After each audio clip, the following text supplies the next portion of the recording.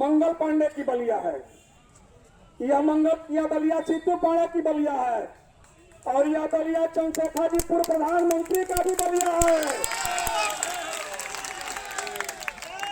मैं आप सबसे आग्रह करना चाहता हूं कि उत्तर प्रदेश प्राथमिक शिक्षा संघ के अध्यक्ष होने के नाते, साथ ही साथ शिक्षक कर्मचारी महासंघ के अध्यक्ष होने के नाते मैं अपने साथियों से आग्रह करना चाहता हूं कि जो आपका मांग पत्र है, पूर्व में जिलाधिकारी आकर के धरना स्थल पर लेने का कार्य करते थे, दायित्व निभाते थे, और आज मैं चाहता हूं कि यह ज्ञापन की कार्रवाई आपके सामने प्रधानमंत्री को भेजने के लिए डीएम को बुलाया जाए, और जब तक डीएम बलिया नहीं आएंगे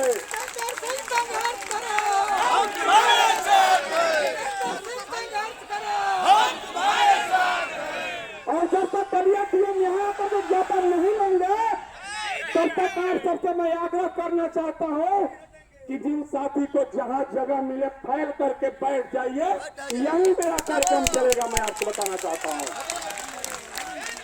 मीडिया और एवं के साथियों से निवेदन करना चाहता हूँ, यह संदेश उत्तर प्रदेश नहीं पूरे भारत में गूंजेगा, और जनपद बलिया के जिलाधिकारी को विलंब बुलाने की व्यवस्था किया जाए, अन्यथा इस जमात को लेकर के जाऊंगा जहां जिलाधिकारी बलिया होंगे। आपने मेरी ताकत को देखा है, आपने मेरे पौरुष को परखा है, लेकिन जो भी मेरे पास पौरुष है, बलिया के एक एक शिक्षक, एक एक कर्मचारी, एक एक शिक्षा मित्र, अनुदेशक और परिचारकों के बल पे है।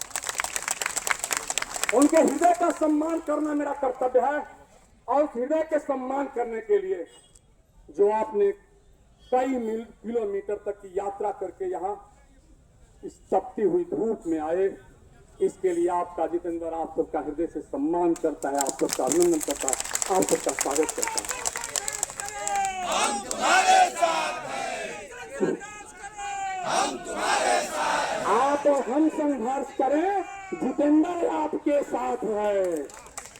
जिलाधिकारी कार्यालय पर इस धरने के लिए मैं आया हूं कि जो केंद्र सरकार द्वारा पारित टेट पास करने की जो योजना है, या सरकार ने जो हमारे ऊपर थोप दी है, उसके विरोध में हम यहाँ कि टेट 9 लागू किया जाए, उसके विरोध में हम यहाँ धरने पर आए हैं। प्राथमिक शिक्षक संघ है, उत्तर प्रदेशी प्राथमिक शिक्षक संघ के माध्यम में आह्वान पर हम यहाँ पर उपस्थित हुए हैं। इसमें सबसे बड़ी दिक्कत ये है कि जो 2011 के बाद आपने टेट लागू कर दिया, और विज्ञप्ति में जो सेवा शर्तें आपने रखा, उस सेवा शर्तों को पालन करते हुए, उसको पास करते हुए हम टेट पास करके और नियुक्ति हुई है। लेकिन 2010 से पहले जितने हमारे अध्यापक नियुक्त हैं, उन अध्यापकों के ऊपर जो ये थोपा गया है टेट के लिए, तो मैं बताना चाहता हूँ एनसीटी और जो केंद्र में बैठे हुए हमारे शिक्षा मंत्री हैं उनको, कि यदि आपको ये करना था तो जिस समय 1999 से लेकर अब तक जितनी भर्तियां हुई हैं बीटीसी या अन्य, उस समय जो आपने योग्यता निर्धारित किया था, उस निर्धारित योग्यता को हमने पार करते हुए और हमको शिक्षक बनाया गया है, उसको हमने उस पात्रता को मैंने प्राप्त किया है, तब हमें शिक्षक बनाया गया है। आज हमारे ऊपर ये जबरदस्ती थोपा जा रहा है कि 2011 से पहले जो भी अध्यापक हैं उनको भी टेट करना अनिवार्य है, वो भी समय बांध है, 2 साल में पास करना है। और मैं आपसे पत्रकार बंधु, मैं आपसे पूछना चाहता हूँ कि 2 साल में जो अध्यापक या जो भी तैयारी कर रहा है, वो 2 साल नहीं, वो 10 साल तैयारी करता है, उसके बाद वो लक्ष्य तक पहुँचता नहीं, तो वहाँ से वो धराशायी हो जाता है, भाग जाता है। अब हम जो 50 साल, 60 साल, 54 साल, 40 साल, 45 साल की उम्र में अब हमको कहिए कि टेट करें, तो मेरे लिए तो असंभव है। मैं इस केंद्र सरकार और राज्य सरकार दोनों से मैं मांग करता हूं कि जो 2011 से पहले के नियुक्त अध्यापक हैं उनको टेट से बरी किया जाए। मैं तो चलने देता हूं जितने भी विभाग के अधिकारी हैं जो उच्च पदों पर बैठे हुए हैं, अगर उनको पहले के शुरू की प्री और मेंस की परीक्षा कराई जाए। अभी गुजरात में 219 जजों की परीक्षा हुई थी, उस 219 जजों में एक भी जज पास नहीं हुआ। हम लोग तो यहाँ पर धरने का कार्यक्रम रखा गया था बीएसए कार्यालय पर 10:30 बजे।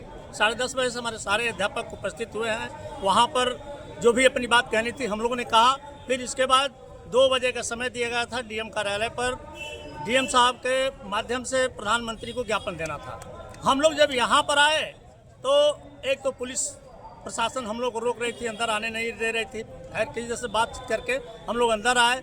अंदर पता चला कि डीएम साहब यहाँ से उठकर कहीं अन्य स्थान पर चले गए। अब हम लोग उनका इंतजार कर रहे हैं। वो जब भी आए हम उनको पत्रक दे करके कार्य किए हैं। और आज आप भी आकर के बड़ी स्तर से अपने कार्यालय के सामने हमारा ज्ञापन लेने की व्यवस्था करें। अन्यथा की स्थिति में आधे घंटे बाद जन शिक्षकों के बीच से निर्णय आएगा। उस निर्णय के साथ